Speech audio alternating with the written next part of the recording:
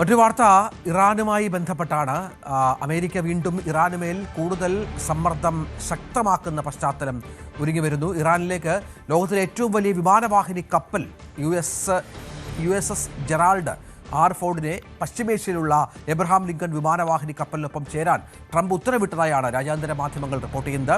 Israel പ്രധാനമന്ത്രി ബെന്യാമിൻ നെതന്യാഹുമായുള്ള കൂടിക്കാഴ്ചയ്ക്ക് ശേഷമാണ് ട്രംപിന്റെ ഈ ഉത്തരവ് എന്നതും ശ്രദ്ധേയമാണ്.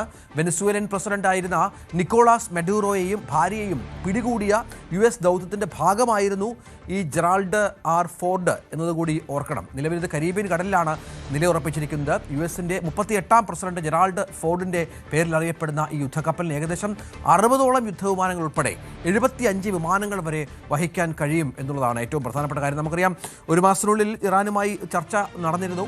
വീണ്ടും ഒരു ചർച്ചയ്ക്കുള്ള സാഹചര്യമൊക്കെ ഒരുങ്ങുന്നുണ്ട്. പക്ഷേ അപ്പോഴും ഈ ചർച്ചകളിൽ അമേരിക്കയ്ക്ക് വലിയ പ്രതീക്ഷയില്ല എന്നാണ് മനസ്സിലാക്കേണ്ടത്. ഇതനുസരിച്ചുള്ള നീക്കത്തിലേക്ക് അമേരിക്ക പോകുമ്പോൾ ഒരു ആക്രമണത്തിന് തുനിയുമോ എന്നുള്ളതാണ് കാത്തിരുന്ന് കാണേണ്ടത്. പാർവതി ഏറ്റവും പുതിയ വിവരങ്ങളുമായി ചേരും. പാർവതി, പലതവണയായി ട്രംപിൻ്റെ മുന്നറിയിപ്പ് ഇറാനുമേലുണ്ട്, നമുക്ക് സംശയമില്ലാത്ത കാര്യമാണ്. പക്ഷേ അപ്പോഴും ഇസ്രായേലാണെന്ന് മനസ്സിലാക്കണം ഈ ആക്രമിക്കേണ്ട എന്നുള്ള ഉപദേശം നൽകിയത്. പക്ഷേ ഇപ്പോൾ ഇസ്രായേൽ പ്രധാനമന്ത്രിയുമായുള്ള കൂടിക്കാഴ്ചയ്ക്ക് ശേഷമാണ് അമേരിക്കയുടെ പുതിയ നീക്കം എന്നുള്ളതാണ് ഇതിൻ്റെ ഗൗരവം വർദ്ധിപ്പിക്കുന്നത്.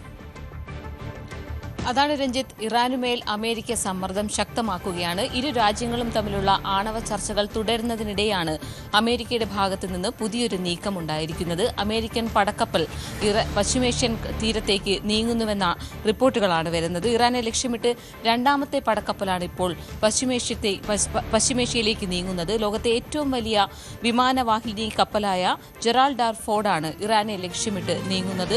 ഇറാനെ ലക്ഷ്യമാക്കി അയക്കുന്ന രണ്ടാമത്തെ കപ്പലാണിത്. നേരത്തെ എബ്രഹാം ലിങ്കൺ എന്ന കപ്പൽ പശ്ചിമേഷ്യയിലേക്ക് അമേരിക്ക അയച്ചിരുന്നു. ഇറാനുമായി ആണവ വിഷയത്തിൽ ധാരണ എത്തിയില്ലെങ്കിൽ പടക്കപ്പൽ ആവശ്യം വരുമെന്നും ട്രംപ് മുന്നറിയിപ്പ് നൽകി. ധാരണയിലെത്തിയാൽ പിൻവലിക്കാമല്ലോ എന്നും ട്രംപ് പറഞ്ഞു.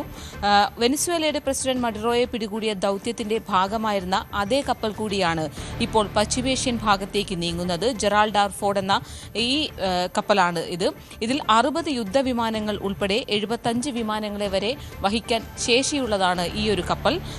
ഒപ്പം തന്നെ US 75 വിമാനങ്ങളെ വഹിക്കാൻ സാധിക്കും. US പ്രത്യേക ദൂതൻ ഇറാൻ വിദേശകാര്യമന്ത്രിയുമായി കഴിഞ്ഞയാഴ്ചയാണ് ഒമാനിൽ ചർച്ച നടത്തിയത്. ഈ ചർച്ചകളിൽ കാര്യമായ പുരോഗതി ഉണ്ടായിരുന്നില്ല. എന്നാലും ഒരു മാസത്തിനുള്ളിൽ കരാറിലെത്താൻ കഴിഞ്ഞില്ലെങ്കിൽ കനത്ത പ്രത്യാഘാതം നേരിടേണ്ടി വരും എന്നാണ് മുന്നറിയിപ്പാണ് US പ്രസിഡന്റ് ഡൊണാൾഡ് ട്രംപ് ഇറാനുമേൽ നൽകുന്നത്. പശ്ചിമേഷ്യയിലുള്ള എബ്രഹാം ലിങ്കൺ വിമാനവാഹിനി കപ്പലിനൊപ്പം ചേരാനാണ് ട്രംപ് നിർദ്ദേശം നൽകിയിട്ടുള്ളത്. വെനസ്വേലൻ പ്രസിഡന്റ് നിക്കോളാസ് മഡുറോയും ഭാര്യയും പിടികൂടിയ US ദൗത്യത്തിന്റെ ഭാഗമായിരുന്നു ഇപ്പോൾ പശ്ചിമേഷ്യൻ തീരത്തേക്ക് നീങ്ങുന്ന USS ജെറാൾഡ് ആർ ഫോർഡ് എന്ന കപ്പൽ. കരീബിയൻ കടലിലാണ് ഈ കപ്പൽ നിലയുറപ്പിച്ചിട്ടുള്ളത്. അമേരിക്കയുടെ 38ാം പ്രസിഡന്റ് ജെറാൾഡ് ഫോർഡിന്റെ പേരിൽ അറിയപ്പെടുന്ന ഈ യുദ്ധക്കപ്പലിന് വലിയ ശേഷിയാണുള്ളത്. നിലവിൽ ചർച്ചകളുമായി മുന്നോട്ട് പോകാൻ തന്നെയാണ് ഇറാന്റെയും അമേരിക്കയുടെയും ധാരണയെങ്കിൽ തന്നെയും അടുത്ത ഘട്ട ചർച്ചകളെ സംബന്ധിച്ചുള്ള തീരുമാനമോ ഇത് സംബന്ധിച്ചുള്ള വേദിയോ ആയിട്ടില്ല.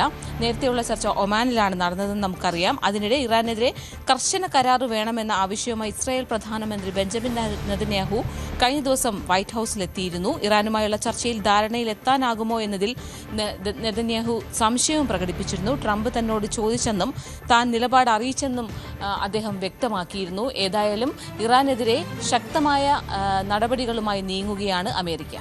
തീർച്ചയായും അതാണ് സാഹചര്യം. ഇറാനെതിരെ വീണ്ടും ശക്തമായ നടപടികളിലേക്ക് അമേരിക്ക കടക്കുന്നു എന്നുള്ളത് പശ്ചിമേഷ്യയിൽ ഗൗരവതരമായ സാഹചര്യം സൃഷ്ടിക്കുകയാണ്.